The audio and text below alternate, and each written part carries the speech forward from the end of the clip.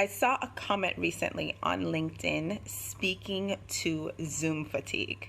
Now, this is something that I've been experiencing for years since I work remotely. However, now everyone's working from home. Now everyone's working remotely.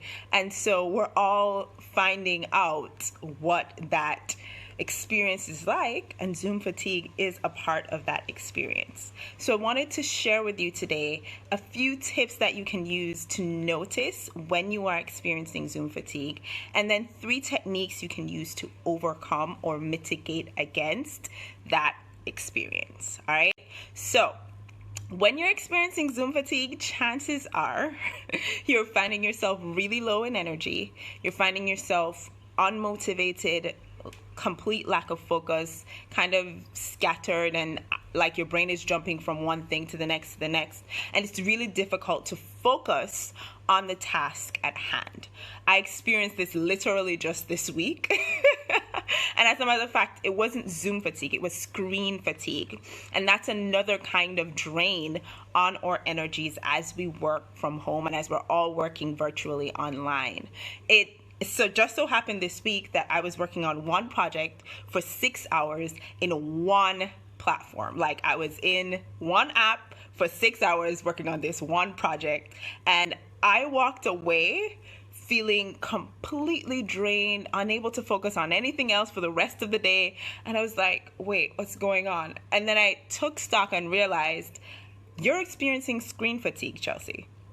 In the same way, I highly encourage you to think about whenever you're feeling that way, that kind of drained, unfocused energy or lack of energy to invest in any other task at hand. I encourage you to stop and think, how much time have I actually been in meetings today or this week? Or how much time have I actually spent looking at a screen this week? All right? That will help you to recognize, oh, wait, I'm experiencing Zoom fatigue. I'm experiencing screen fatigue. And now I'm going to give you 3 techniques that you can use to combat this. The first is to really take a look at whether or not you can schedule your meetings for specific days of the week.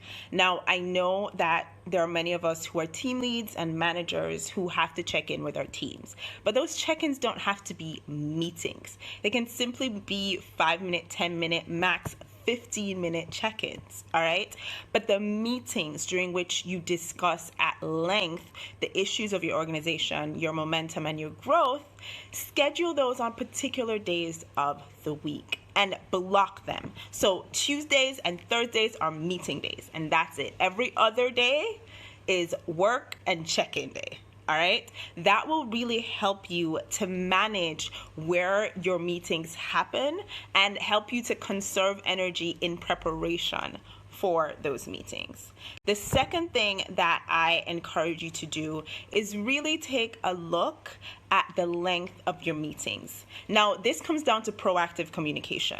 You really need to, when you're setting a meeting, let your colleagues, your peers, your supervisors know, this is the time that we're designating for this meeting. We're designating an hour and a half, 2 hours for this meeting.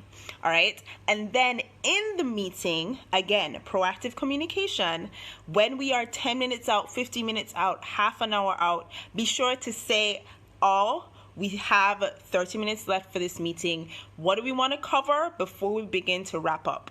We have 10 minutes left, so let's begin to wrap up, and we can schedule these things to talk about in our next meeting.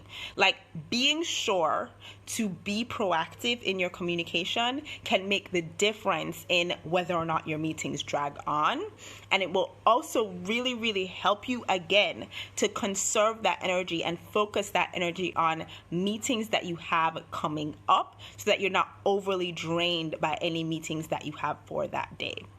And then finally, the third tip is to have a specific agenda for your meetings. Now, this is especially applicable when it comes to meetings that should be shorter, but end up running on for longer. You might have experienced this before. Like a 5-minute team check-in turns into an hour-long meeting. If you have an agenda, you will be better able to really ensure that your meetings stay on track, not just for the day, but for the entire week, and ensure that you stay within the duration of your meeting time, like we discussed in the second point. And finally, ensure that you conserve that energy so that you're really not ending up in a place of Zoom fatigue, of screen fatigue. You're really not ending up in a place where you are pulling on all of your energy resources and just focusing all of that on meetings when you actually have other things on your to-do list to accomplish. All right. So those are my 3 tips and my 3 techniques that I encourage you to try out. Check in with yourself, see if you're experiencing Zoom fatigue, and try out these tips, see if they help. I would love to hear your experience if you feel like you're having Zoom fatigue. What are some of the symptoms that you are seeing, and what are some of the things that you have tried to help to address them?